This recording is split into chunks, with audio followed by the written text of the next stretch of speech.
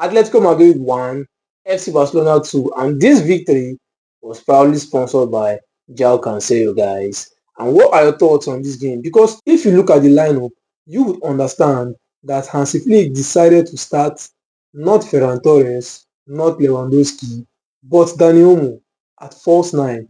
And this brings the question, where would each and every one else play? At first, I thought Cancelo was going to play in the left wing, but then when I saw Dani Olmo, I understood that maybe he wanted to play in the false nine. Maybe Hans Flick wanted him to play in the false nine, right? And that was exactly what happened. And when the game started, it was a bit nervy because both sides were attacking. And up until the 39th minute, if I'm not mistaken, that was when Atletico Madrid got the lead, they got the breakthrough, and not long after, FC Barcelona responded. And in spite of this whole thing, the first half was quite entertaining. It was almost going to be a goalless first half, but then the goals came, and Lamine Yamal was so generational in this game, guys. Like, look at the way he was getting past players. There was one thing that he did. Let's watch this video. Look at how he eased past that player and he almost gave Fermin a wonderful assist, only for Fermin to miss the chance. And Fermin missed a couple of chances in this game, and I was so not having it because I felt like he could have converted one of those chances at the very least and made life easier for us, right? Then the game was very tight. Going into the first half, it was Rashford who equalized for us, and in truth, despite the fact that he scored that goal, he was very average, I would say. His off the ball movement is a bit decent in some way, but my problem with Rashford is his pressing. Rashford is very reluctant when it comes to pressing. It's almost as if his pressing is non-existent. And this is the problem I have with him. There was one time he was trekking in the pitch. I was like, guy, what are you doing? Like, come on, chase this ball. And then everybody is not supposed to be like Rafinha. But then everybody is not supposed to be like Rafinha, guys. And if and only if Rashford can improve in this part of his game a little bit, there will be good signs for him. But speaking of good signs, Joan Garcia, he did his part when he was called upon. But then there was a controversial moment in this particular game. First off, in the second half, after the yellow card that happened in the first half when Nico Gonzalez caught the ball with his hand, he stumbled upon Yamal again and he was on the back foot, and Yamal capitalized on that opportunity and sent him off. Initially, he was given a yellow card, but when the ref checked the VAR for the magnitude of the offense, he gave him a direct red card. And people are complaining, casuals are complaining that it was not supposed to be so, that if it was going to be a red card, then the Gerard Martin one was supposed to be sent off too to level matters. Let me break it down to you.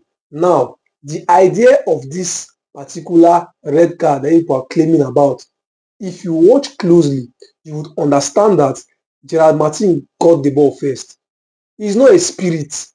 The other guy is not a ghost that his leg is going to pass through. It is not, it does not happen in any reality because Gerard Martin did his job fine as a defender. He did it very well and he cleared the ball. Only for, unfortunately, only for his boot to go into the part of the Atletico Madrid player leg, and there's nothing he could do about it.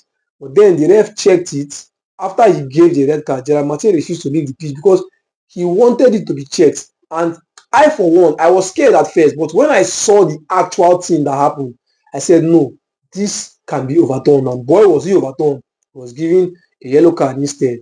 And that was how the game went on up until the dying moments of the game, somewhere around the 80th minute mark.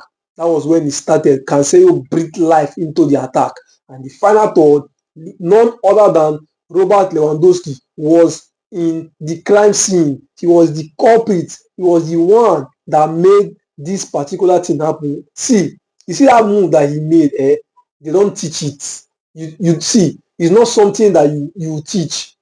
You understand? They will not teach you this kind of thing. You have to use your experience and learn it by yourself. And that was how Lewandowski got the winning goal for us, courtesy of Cancelo's play into the box. And speaking of play, Ferran Torres is playing nonsense. I'm very serious. I'll be frank with you. See, it is easier for the camel to enter the eye of the needle than for Ferran Torres to score a goal in La Liga, because it is been 4 months now since Ferran Torres had a goal. And what is going on? This guy plays football like he does not care. Almost every attempt he makes, it is easy for the keeper to save. I am tired of Ferran Torres, honestly. It is so. I wonder how he eventually got these numbers. But then it is not telling on his performance. He has been mediocre, he has been subpar. I don't know what he has to do. Maybe he has to do it outside of Barcelona. I don't know, but I'm not having it. He came on before Lewandowski, but Lewandowski made an impact before him in this particular game, in a big game like this. But anyways, guys, what are your thoughts on this game? What do you guys make of this? Who were your standout performers in this game? I think Pedri had a good game. He was toying with the midfield. But then my problem with Pedri in this particular game was that he had to do it alone, guys. He had to do it alone. There was Eric Garcia, but Eric Garcia is not the type of profile that Pedri needs. Eric Garcia would easily slot into the defense and he would just mop up those loose balls. But then playing alongside Pedri was so difficult, and he had to do it on his own. This is where he starts missing Frankie de Jong, and eventually McBurnell came on at some point in the game, but then it was short-lived as he walked out of the pitch with an injury. But then news reaching me states that McBurnell will be out for like 10 days, so most definitely he's missing the game against Atletico Madrid in the UCL clash at the Camp Nou. But anyways, guys, what are your thoughts on this game? What do you make of this? I will be with you in the comment section. Do let me know what your thoughts are, and let's talk. Cheers.